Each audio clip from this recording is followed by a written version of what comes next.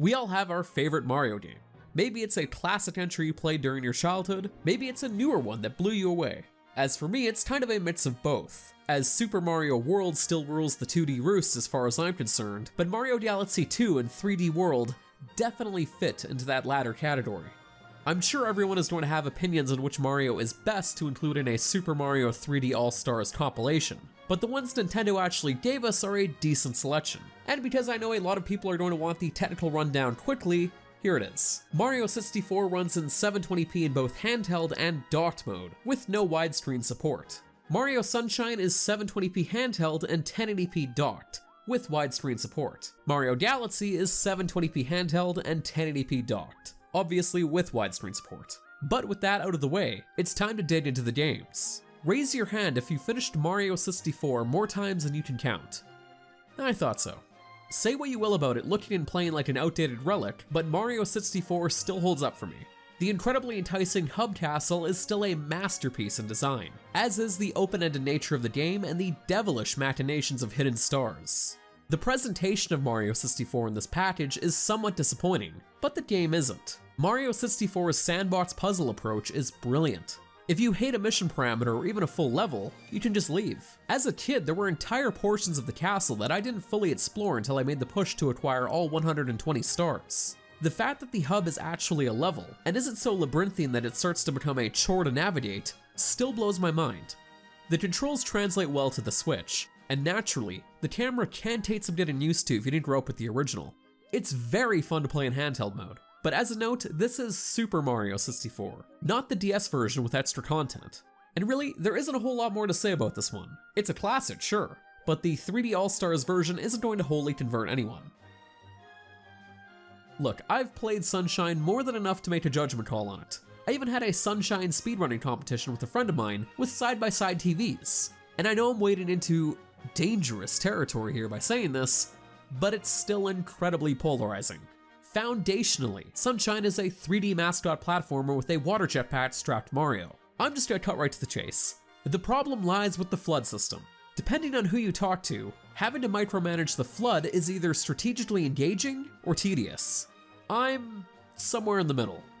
Aiming it can be a chore, and the gimmick can feel very tired halfway in as the game tries to come up with more tricks to constantly refill your water meter without trivializing many of the puzzles and battles. Although there are a lot of clever ways the game eases you into these situations, for me, the best levels are floodless, full stop. There are some really interesting and abstract designs in these side levels, years before Mario Galaxy was a twinkle in someone's eye.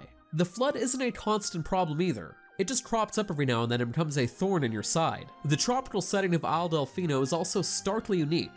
A few levels are legitimately taxing, and the stakes feel a little higher overall. As far as the All-Star version goes, Sunshine's resolution is better than Mario 64 while docked, and GameCube era visuals still look great to me, minus some washed out colors every now and then. I revisit Sunshine around once a generation and appreciate it slightly more each time, even if it is still near the bottom of my 3D Mario power rankings. But hey, you know what? I did it. I made a definitive ruling on Mario Sunshine. I'm sure this won't be debated for another 18 years. Now as for Mario Galaxy, one of the most disparaging things people say about it is, sure, but it's no Mario Galaxy 2. And hey, not so many games could measure up to that masterpiece of a sequel.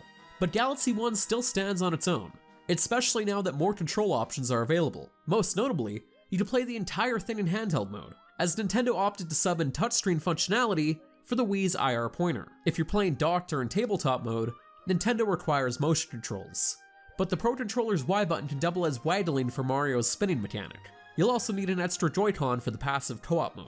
Speaking of the Pro Controller, the game is fully playable with it. Menu selection and starbit shooting are done through motion control aiming. Easy enough. As far as the bones go, this is the game in the trio I've played the least, but I really enjoyed discovering it all over again. The level design has been uneven in that some feel appropriately epic on a galactic scale, and a few have a copy and pasted feel to them like you're going through the motions until you're wowed again, a pacing problem which the sequel addressed. But Galaxy can suck you in if you let it, especially if you're isolated from the ability to play Galaxy 2, this collection's big omission. Mario Galaxy also has a fair bit of world building, including a brutal intro where Bowser's forces completely wreck the Mushroom Kingdom, but it's a lot more digestible and adorable, as the galactic motif is extremely zen-like. The introduction of Rosalina also assists in helping Galaxy craft its own world, without the reliance on nostalgia. It plays very smoothly and still looks great to this day. All in all, it deserves to be in this collection. As far as 3D All-Stars extras go, you're basically getting a music player for all 3 games. And that's about it. The menus are eloquently framed like a museum of sorts, but once you read the flavor text and flip through the available music tracks, you're pretty much done. The games are the core of this release. Super Mario 3D All-Stars, as bare bones as it might be as a compilation, is a great way to experience, or re-experience, these games all over again. It was a joy running through all 3 of them, even if they weren't strictly upgraded. That goes double for Mario Galaxy, as this is going to be my preferred way to play it from now on. But for more written reviews, news, and more, head on over to Destructoid.com.